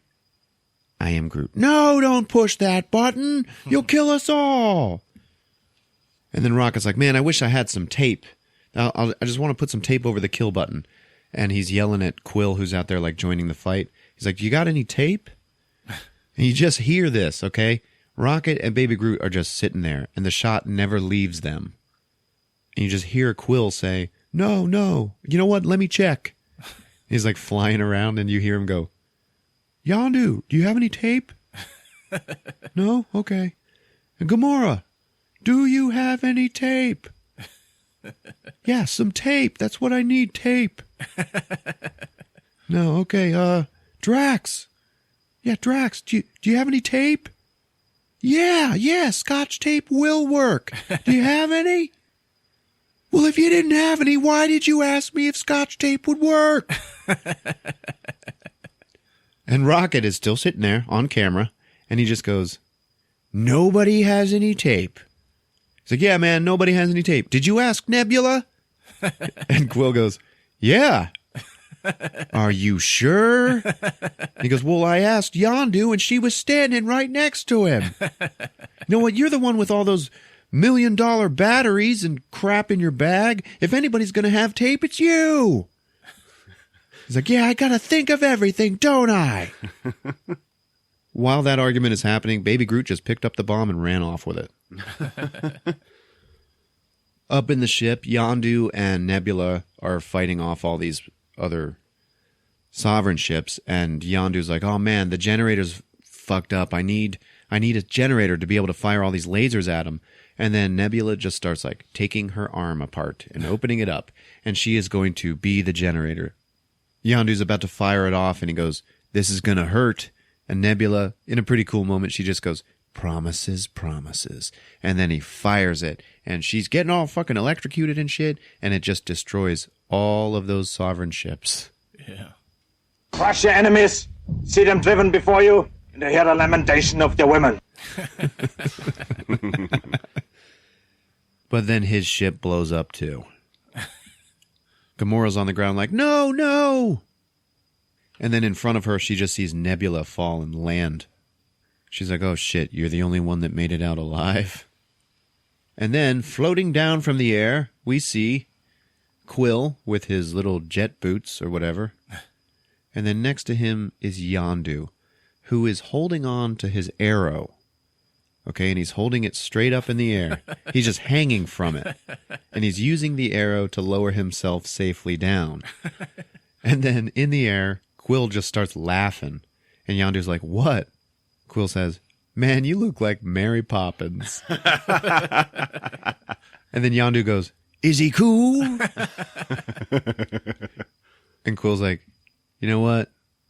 Yeah, man, he's cool. And then Yondu just goes, I'm Mary Poppins, y'all. It was like the funniest thing in the whole movie. Then all of a sudden, Ego finally wakes up and starts attacking everybody with tentacles made out of rock and lightning. Yeah. Baby Groot is still running through the tunnels with the bomb. They had called Kraglin to come down to the planet's surface so that he could fly away when they all escape into the ship. And Quinn gives his jetpack to Drax so that he can take Mantis up to the surface. Once he puts it on and activates him, Drax starts flying away and he's yelling, "Oh, my nipples!" Nebula and Gamora, they fall because everything's starting to shake around because he's throwing rocks and tentacles everywhere. So they're falling, and then Nebula actually grabs onto Gamora and saves her life.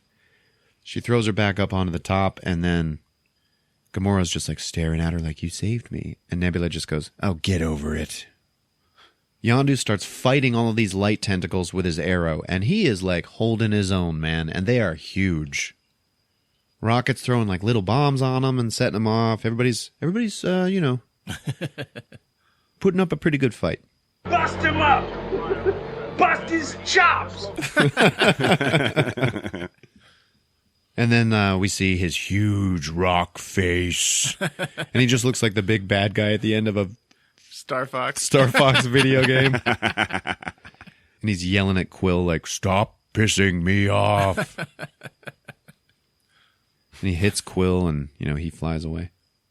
And then everybody starts to lose the fight a little bit. People are getting grabbed by tentacles and held down. Drax, who is on the planet's surface, just starts sinking down into the dirt. Like, because Ego controls everything. Jesus Christ, what a mess. And Nebula and Gamora, they're grabbed by tentacles and they're just like being crushed. Then all of a sudden, these rocks, like, they break apart, and out from inside of them comes this glowing human-sized skeleton that's just, like, walking towards them. Yondu goes to throw his arrow at it, and this fucking skeleton just breaks his arrow in half and throws it away. And everybody in the world is like, oh, shit. And then Yondu gets buried by a whole bunch of rocks. So does Rocket. So everybody's being crushed, you know, by the planet, including Baby Groot. He's in these little tunnels, which are now collapsing, and he is about to be squoze to death, and he starts crying. It was fucking shitty. Then as the skeleton is walking towards him, it's like growing meat on its bones. And it's like talking to Quill about how like he's fucking everything up, you know, and then he shoots a tentacle into Quill and uses his power again. So then all the blobs across the universe, they all start moving again, getting bigger, and everybody else starts dying because everybody was like gathered around them, looking at them, and all of a sudden it just like starts rolling over them. Jeez. Yeah. Ego is talking to Quill, and he's like, you know, it's just life. It's meaningless, man. You know, what meaning can a life even possibly have to offer? Like, I'm the only life that matters. And just before he gets buried, Yondu yells out to him, I don't use my head to fly the arrow. I use my heart. And then he gets buried. Yeah. And then Quill, like, all of a sudden he's ready to fight. That's all he needed to hear. Now he just uses his heart, I guess. And all of a sudden he steals his resolve, and he just looks over at Ego, and he's like, you shouldn't have killed my mom and squished my Walkman. And then he starts like throwing lightning of his own, right? And he starts like flying around, and he like flies over at Ego, and he's flying through the air with it. He can fly. All right. Like even without the jetpack, I think. Holy jumped up ball-headed Jesus Palomino. I know, right? And flying through the air, he is like punching him with his fist, but his fist is a giant rock. Remember, it's comic books. While all this is happening, they're playing that Fleetwood Mac song, you know, you don't love me now, you can never love me again. Like the big preview song. Baby Groot finds the big brain. And he puts the bomb on the brain, and then he's about to push the button. And he's about to push the button that will kill him and everybody else. And then he thinks better of it and pushes the right one. And starts a 5-minute timer, and then he starts running away. Quill is up there fighting Ego, and they're flying through the air. Drax makes it onto the escape ship. Raccoon,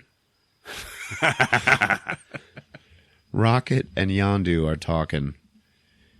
Rocket's like, come on, man, we got to get out of here. He's got Baby Groot with him. Yondu's like, nah, man, you got to go. You got to save yourself. Take care of the twig. It's like, nah, man, I'm not leaving without you. Come on. Because it's like they're buddies now. Mm-hmm. Yondu's like, I never did anything right in this world, in this life. I got to start taking care of things. So Rocket's like, oh, shit, man. And then he pulls a couple things out of his pockets. He's like, here's one spacesuit and then one jetpack. I only have one of each. Yondu's like, yeah, thanks. Then Baby Groot looks at him and goes, I am Groot. He's like, what did he say? He said, welcome to the frickin' Guardians of the Galaxy. Only he didn't say frickin'. So then they fly away. Now Ego and Quill, they're still having their flying around rock fighting, okay? And then the absolute stupidest moment in all of Marvel Cinematic Universe history happens. They're flying towards each other from way far away. As they're flying towards each other, Ego pulls a whole bunch of rocks around him and constructs a giant Kurt Russell Ego flying through the air at Quill.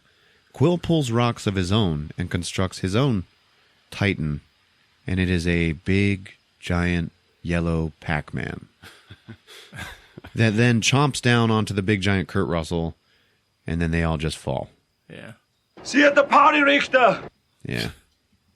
Now they're just on the ground punching each other and kicking each other, and Kurt Russell is like, whoa, whoa, whoa, whoa, man. All right, just wait a second. All right, check it out. If you kill me, because now there's only like 1 minute left on the bomb.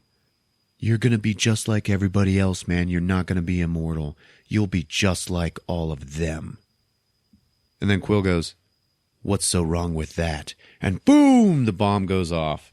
It kills the brain, and then Ego just disintegrates in Quill's hands. Yes! Yes! Oh, yeah! Getting the hang of this. Then Quill stands up. Yeah, you are. Quill stands up, and he's like, all right, so I'm about to die. And then Yondu flies in and grabs him, because Yondu's wearing the jetpack that Rocket gave him. Nice. And then they fly out of the cave, and they're flying up. So everything's going to be okay, right? Then Yondu's like, he may have been your father, boy, but he wasn't your daddy. I'm sorry I didn't get any of it right. And you're like, oh, man, what a good moment. Yeah. And then he slaps the spacesuit onto Quill's back and activates it. And he is flying up into space to their ship. And Quill's like, whoa, man, what are you doing? What are you doing? And then Yondu starts freezing to death up in space. And Quill's like, no, no, no, no! And he cries. And then Yondu fucking dies. Fucking freezes solid. Mm-hmm. Yeah, man. It is sad. That's not good. Yeah, you should have seen the look on Rick's face. So now he's laying there on a slab dead, and they're putting like candles and flowers around his body, and all of his little figurines from the first movie. Right. They're like laying medals that he's won across his eyes and everything.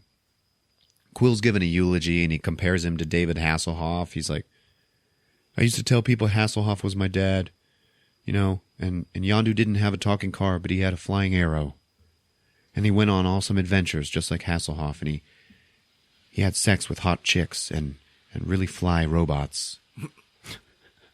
So I guess Hasselhoff was my dad. I had a pretty cool dad. And it's like, you know, searching your whole life. Whatever you're searching for is probably right by your side the whole time. And then we see Gamora.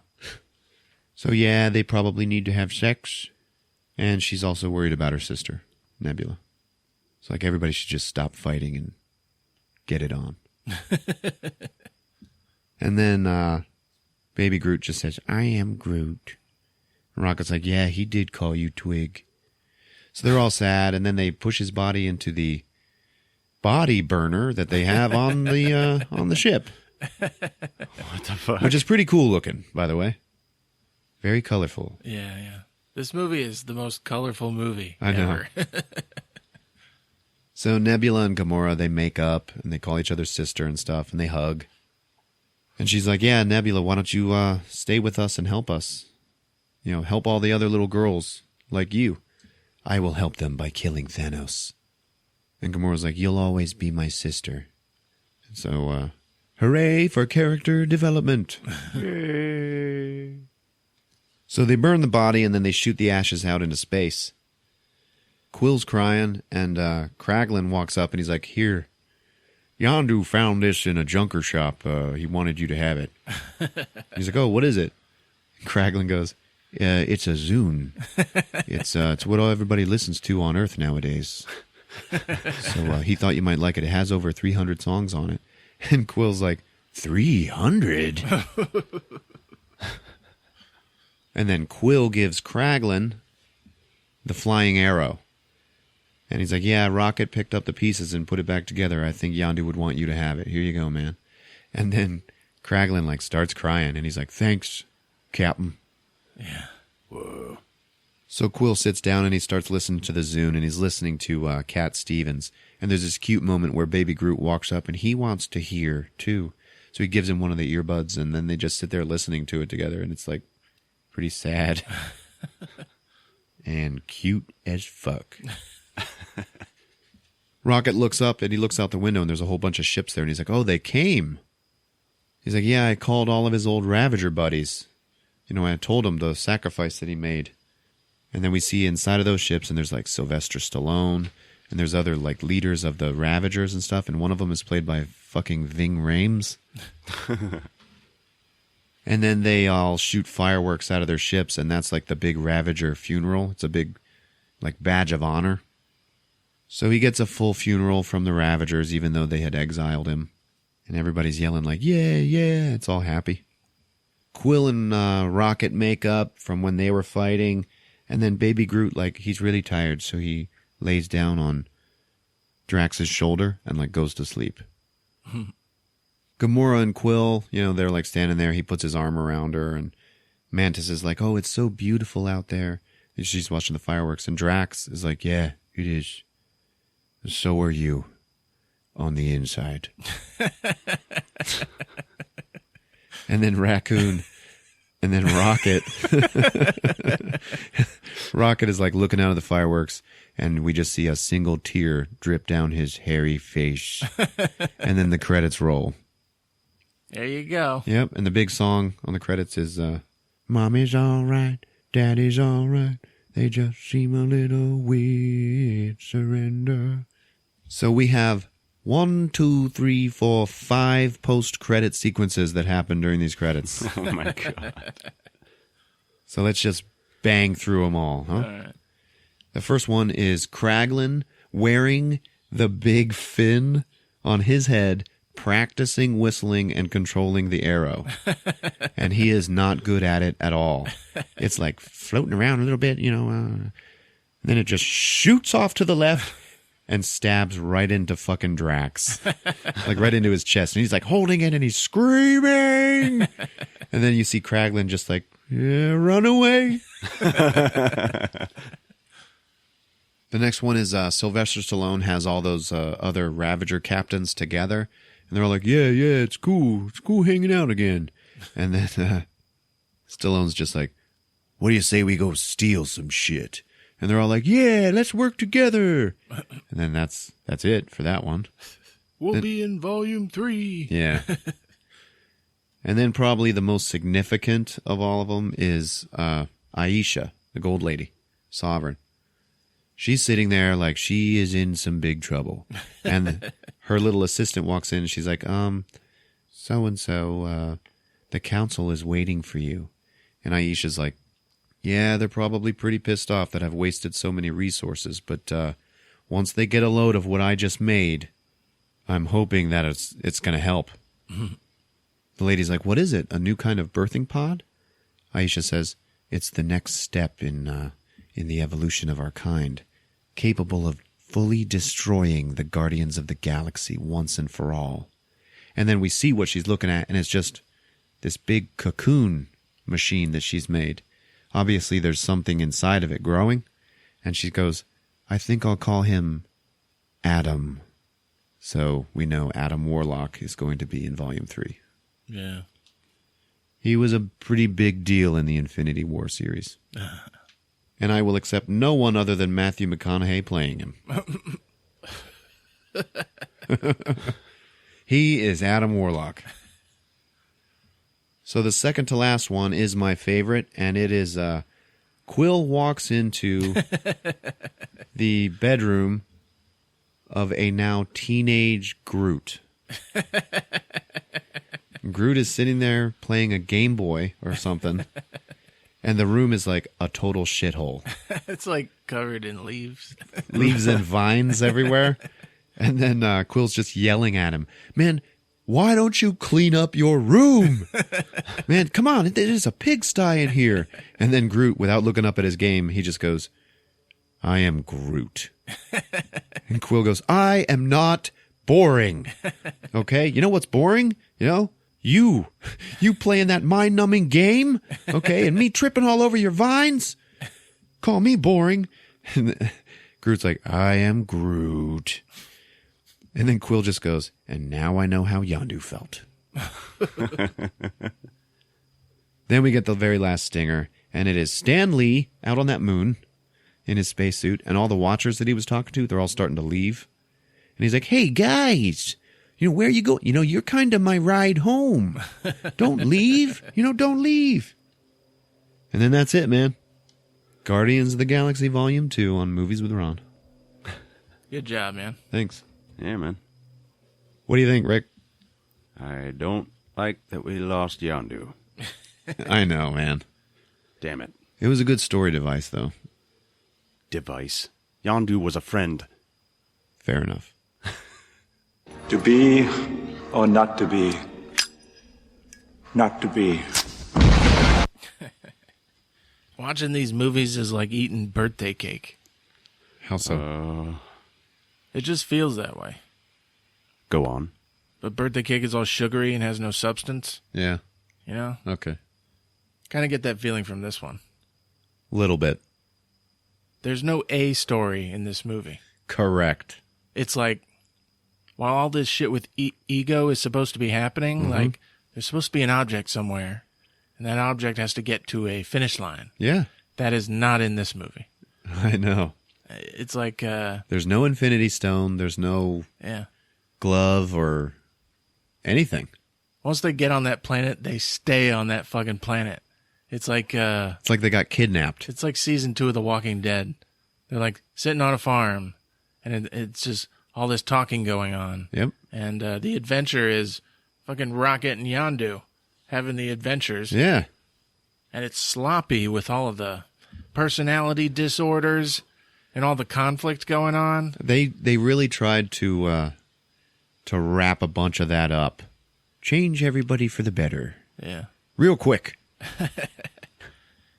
I know we love Yondu, but I don't think I was sold on the fatherly shit. Like, it was sad. It was a little, I admit it felt a little like grasping at straws, Yeah. but it still made me feel better about Yondu.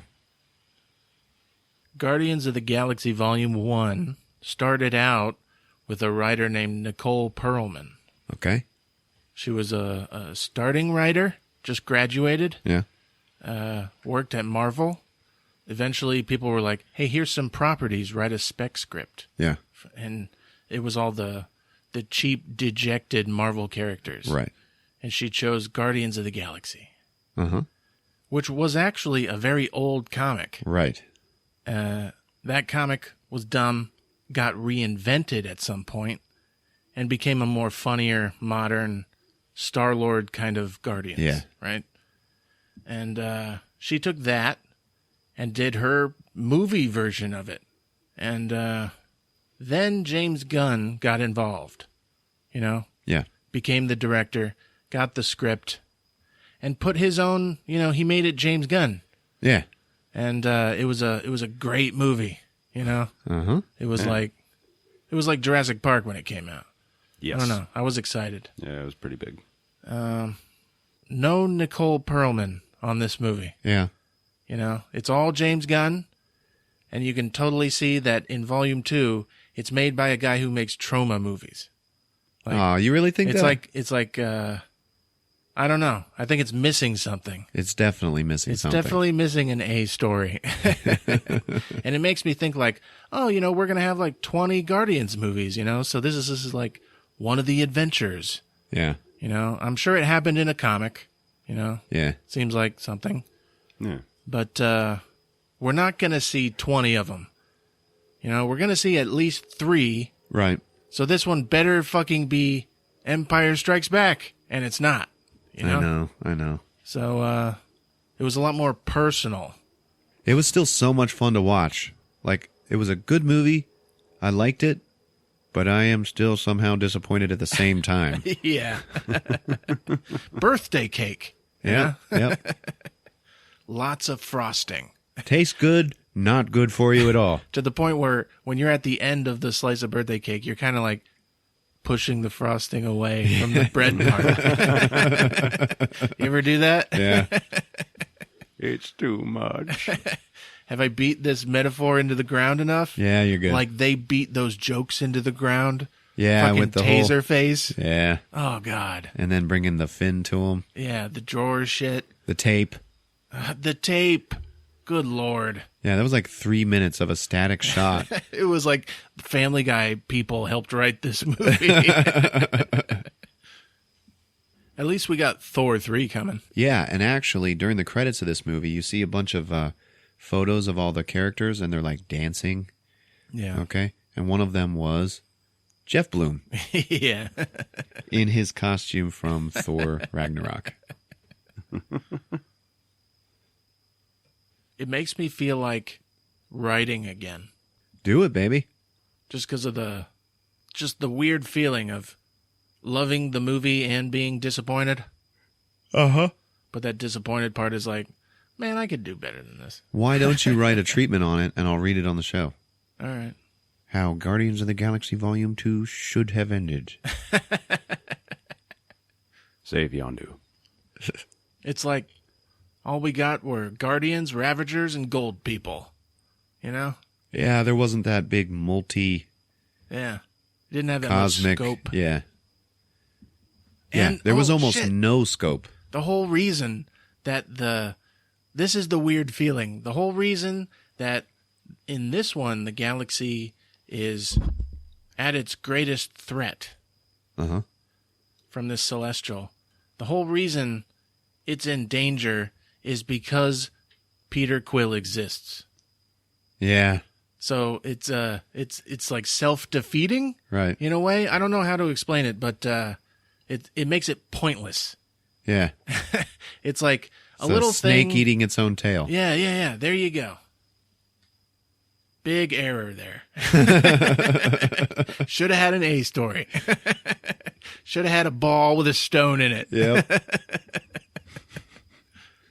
All right. Whatever happened to that stone?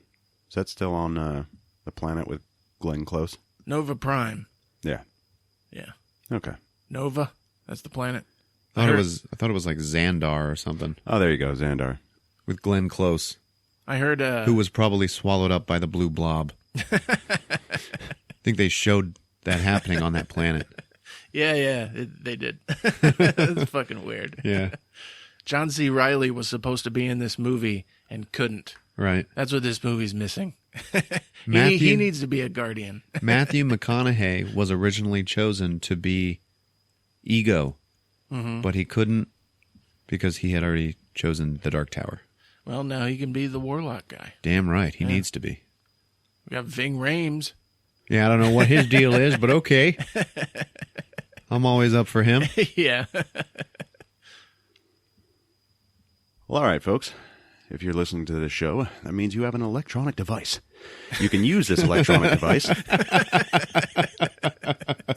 To leave a rating and review. Absolutely. You can hit us up on Facebook. You can also hit us up on Twitter at Movies with Ron. And Instagram. All right. It's been fun. All right, love you guys. And remember, we are Groot. Movies with Ron.